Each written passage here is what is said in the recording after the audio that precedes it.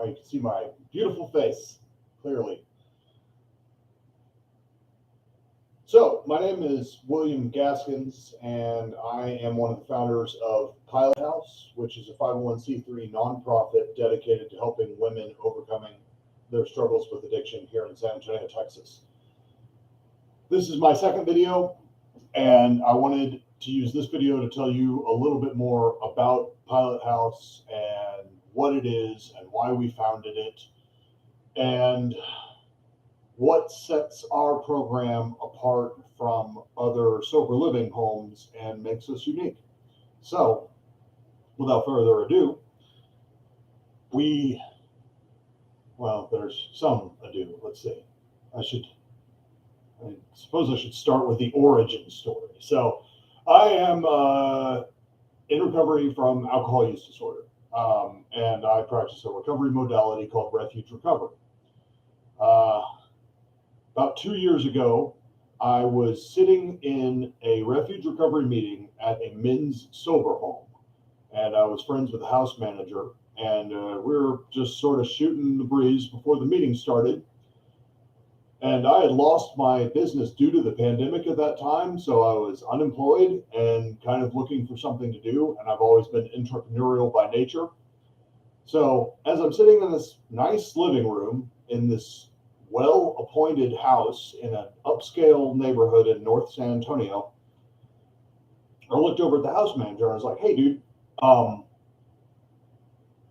much do the residents of this home pay in rent?" And he said, "Well, they pay $250 a month." Okay. "And how many residents are in the home?"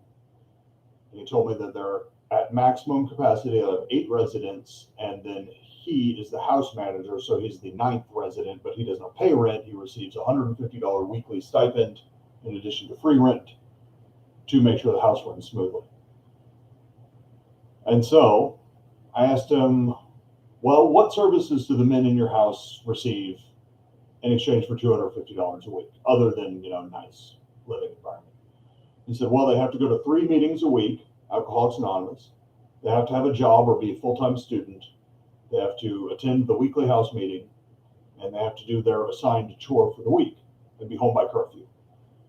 I was like, "Okay, yeah, those are requirements, but they're not services." And in my mind, like at that moment, I was like, you know what? People in early recovery deserve more. So,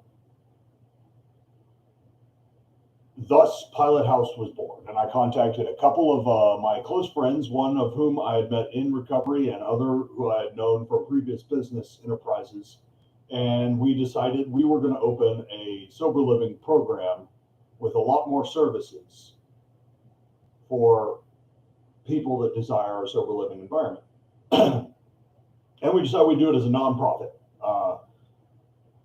Because we want to be transparent in our finances, because we want to be available to people that may not have means, and we also want to apply for grants and things like that so we can broaden our reach. I don't know why I keep getting blurrier and blurrier on this camera. It might have something to do with the light outside. If I scoot closer, that's a little better. So, we initially decided we were going to open several homes in San Antonio, and our first home was going to be a women's home. And the reason for that was that there are less sober homes available for women in our metro area, and women also face additional challenges in their recovery. The primary being that sadly in the recovery community, there's a large amount of predators that target young women who are recently sober.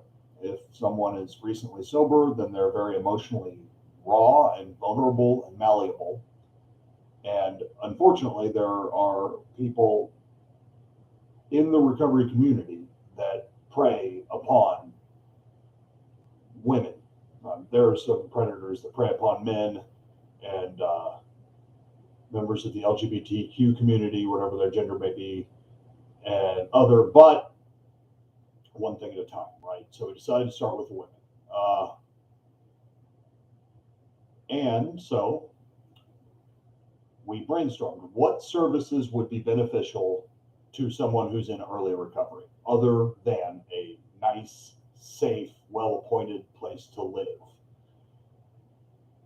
And this is the list that we came up with.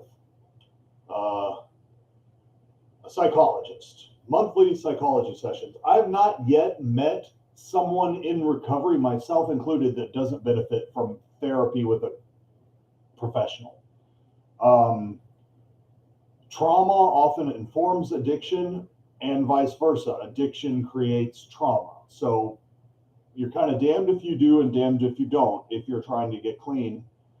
Either you've run into addiction to escape trauma that's happening in your life, or in addiction, you've had a lot of traumatic things happen to you, or both. So the first thing we wanted to do was get a psychologist, and we found a fantastic one. He has been the San Antonio FBI Field Office's Special Victims Unit counselor for 17 years, dealing with victims of sexual trauma and counseling them. A lot of women in recovery, sadly, have had sexual violence as part of their past. And so it's very good to have a well-qualified psychologist that they see on a monthly basis for an hour to work on their issues that are not necessarily about addiction. So that's number one. Everybody sees a psychologist. Number two, gym or yoga studio once a week at a minimum. So addiction is a disorder akin to depression or ADHD or bipolar disorder or borderline personality disorder. It's classified as alcohol use disorder or substance use disorder by the DSM-5. These are situations in a person's brain. And the way addiction works is that the substance that you become addicted to floods your brain with dopamine when you use it. And when you stop using it, your dopamine regulation is off for a while, meaning that you're not able to take full pleasure from things like having a delicious meal or seeing something really funny or making love or having a good emotional connection, because all of those things also release dopamine. Seeing a beautiful sunset, bowling, anything that would normally be fun and enjoyable is less fun and enjoyable compared to, say, methamphetamine or alcohol or heroin or cocaine. And it takes a while for your brain to re-regulate, to release dopamine and the dopamine be accepted at an appropriate level. So a lot of people struggle with things like depression and listlessness and feelings of hopelessness early in sobriety. But physical exercise releases endorphins, which are another happiness chemical in your brain.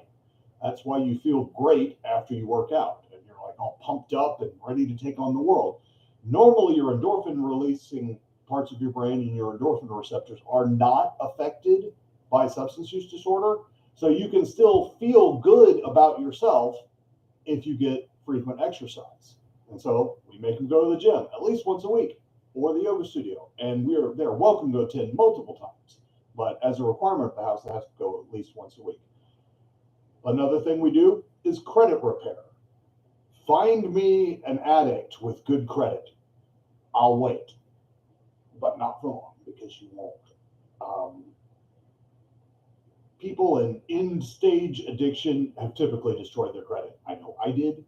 A lot of people do. So one of our board members pulls their credit report, helps them dispute any charges that maybe shouldn't be there, helps them come up with a debt repayment plan for the charges that are there, and we want them to improve their credit score by the time they're done at Pilot House, up to the point where they can maybe buy a car or rent an apartment. And a lot of employers now do credit scores. And so it's very important to be a productive member of society to have a decent credit score. So we work on it with that.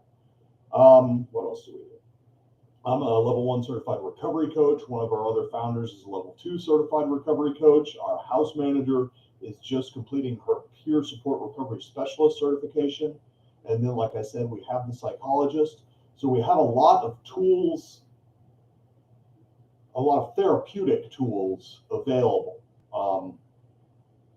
If women need to reach out to one of us, we are available to listen and possibly provide counsel.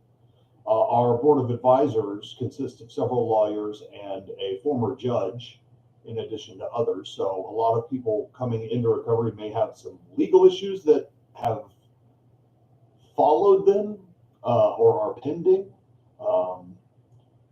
And I'm of the mindset that people in active addiction break the law, and sometimes they get caught. And sometimes that's the reason they're getting sober. But their law breaking is typically a result of the addiction. And there could be a long debate over, does the addiction cause law breaking, or are they responsible for the breaking of the law, even though they have a diagnosable mental disorder, blah, blah, blah. That's not what I'm here for. What I'm here for, and what our advisors are here for, is to assist them in their navigating the legal system if they can. Because if somebody's in recovery, we want them to hopefully have their legal problems minimized or eliminated. And if we can do that, we do it. We help them with resumes, and then we send them through the Dress for Success program, which gives them very nice, new, name brand business attire. And then we help them apply for jobs. And we want them to be applying for career-oriented jobs. We don't want people flipping burgers. We want a job that has some fulfillment and some meaning. It doesn't have to be your dream job, but I don't want our residents working in a job where they dread going to work. Employment should have meaning, and that contributes to a person's recovery. To have a job that is that where they're not just a replaceable cog in a large corporate machine. We have a van. A lot of people coming into recovery do not have transportation. So we have a minivan, and our house manager is insured on it. She can take women to doctor's appointments, to legal appointments, to recovery meetings, to the psychologist, and we ask that they chip in a couple of bucks for gas and let her know in advance that they're going to need a ride somewhere. They do recreational activities. This last summer, we took them all down to the beach for 3 days. We went sailing. We've gone to Enchanted Rock camping. We do things like the movies, museums. I think we're going to go ice skating pretty soon, since it's that time of year. And want them to realize that there are a lot of experiences that they can take advantage of that they may never have even thought, like sailing. I own a small sailboat, and a lot of people have never sailed, but it's an amazing experience. And so that's something wonderful to do in recovery, sober. And so we do require them to pay rent. It's $200 a week. We have scholarship opportunities for women who do not have employment or any financial means when they come in. But we expect all residents to be either working or a full-time student within 2 weeks of moving into the house. That's a requirement. And we only accept women coming directly from inpatient treatment. And we interview them, and we're kind of judicious in who we allow into our program. There's no other program like this in the world, to my knowledge. We have a whole lot of resources that we provide to support these women, and we want to make sure that our applicants will benefit from them. We also operate a consignment shop and art gallery, furniture, art, and decor in Alamo Heights here in San Antonio, called Found Consignment. And all the proceeds, all the net proceeds from that establishment go directly to Pilot House to help fund our programs. And then coming up, the house has now been in operation for about 15 months, so it's time to expand. And it looks like Corpus Christi is next on our list. We'd like to open a women's home there. There is a lot of addiction in Corpus Christi, and there is not a lot of good quality post-treatment recovery programs down there. Been talking to several outpatient programs in Corpus, and they are desperate for quality sober living. And so that's our plan. You can learn more by visiting www.pilothouserecovery.com. I hope this was informative. Thank you.